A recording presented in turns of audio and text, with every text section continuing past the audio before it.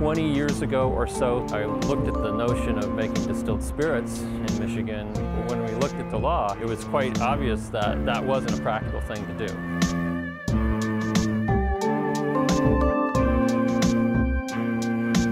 In 1996, the law was changed to allow brandy to be produced by wine producers.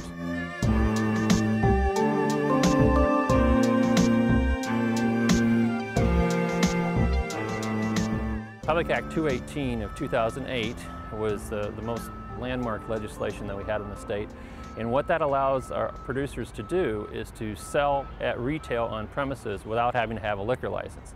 That set of rules has made Michigan one of the most small distiller-friendly states in the United States. What we have done at Michigan State is actually positioned ourselves as the leading institution in the United States for doing distilled spirits work. One of the things that we do a lot of relative to our programs is work on product development and process development for new distillers. A good example of this is Ruffino Valentine.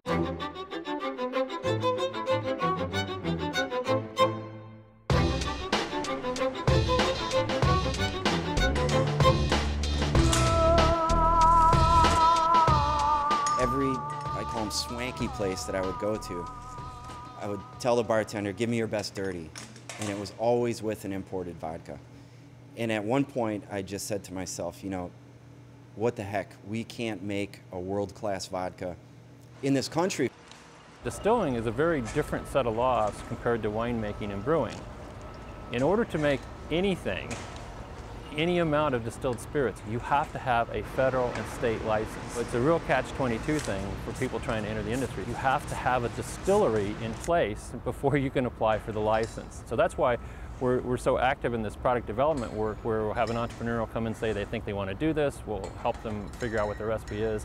We can even, because we use a commercial license, we can even make a first production run for them, and they can then start figuring out the marketing end of it, and then they can get their stills and actually build a facility.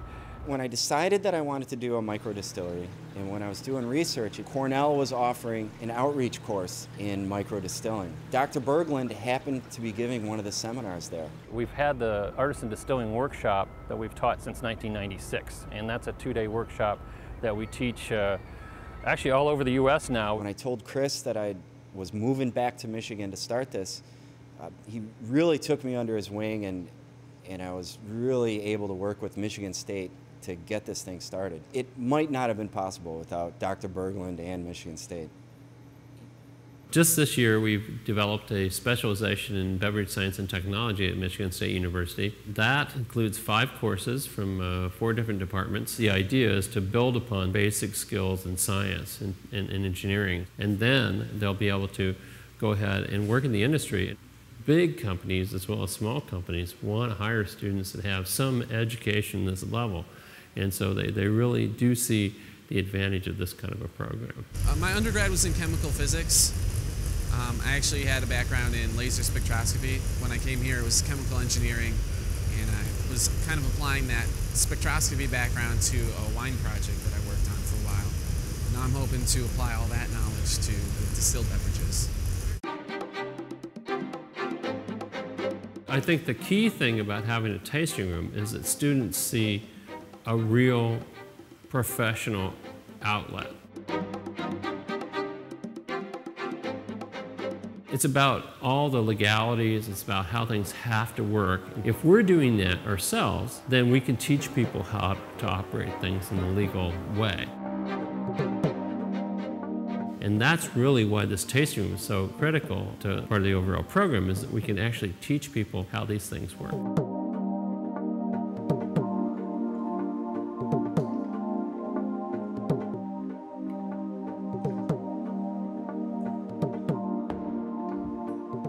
The whole idea is, we say, the back to the front of the house.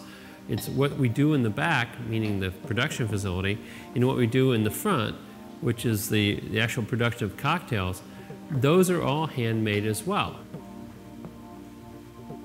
What we're trying to do is really emphasize this idea of handcrafted spirits and then handcrafted cocktails. We press the juice every day, handmade grenadine. It's all the things that we try to do in using Michigan products to make cocktails that are just as unique as the spirits we've made.